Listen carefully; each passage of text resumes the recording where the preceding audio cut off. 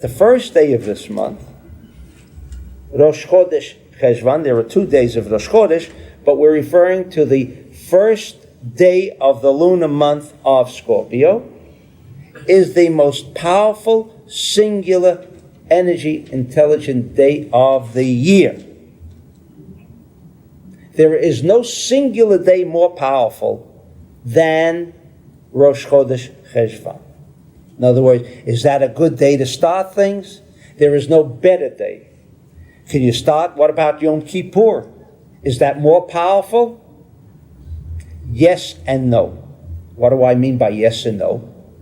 Yom Kippur could be the end of Chas v'Sholem people, where the decree is death, or if the individual knows what Yom Kippur is all about, and he can elevate himself and contact the what I call the energy store of Bina, and tap that power of Bina, he has life, a complete security shield.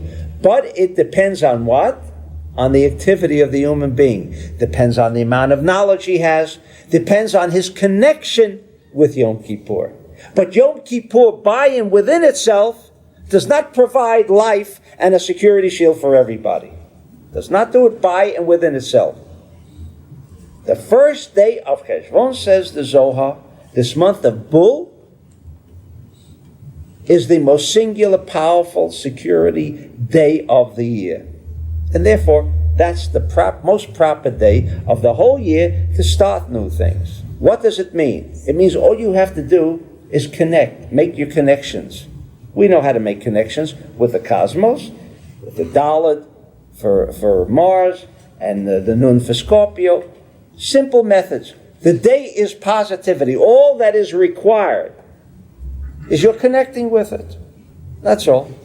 Nothing more.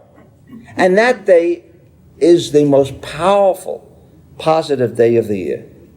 Again, does not conflict with what we're talking about. Mar Cheshvan, a day a month of bitterness, a month of the deluge, of a flood.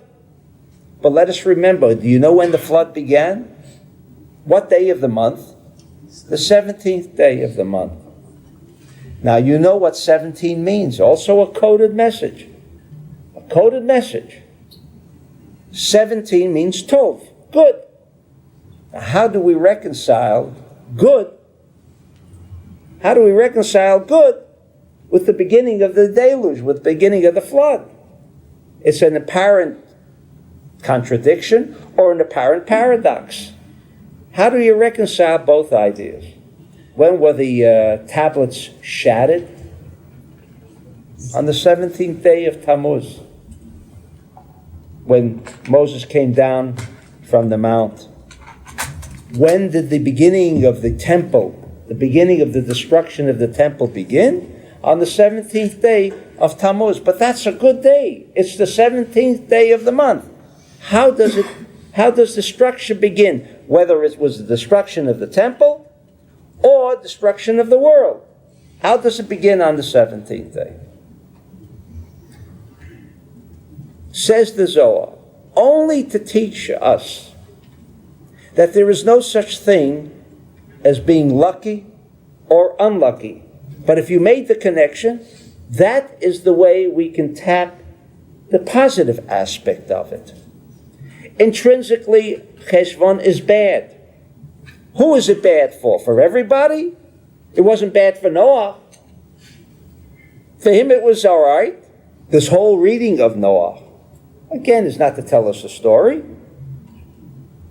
It is to teach us that here, when you hear this, and if you can connect to God's teachings to Noah on how to protect and how to create a security shield, that's what you're creating when you get that same instruction. In other words, I go back in time to the time of the deluge, and I'm present when Noah is listening to God teaching him, the teacher, on how he can create a security shield. That's why you go to the Bet HaKnesset, to listen to this reading of the Torah.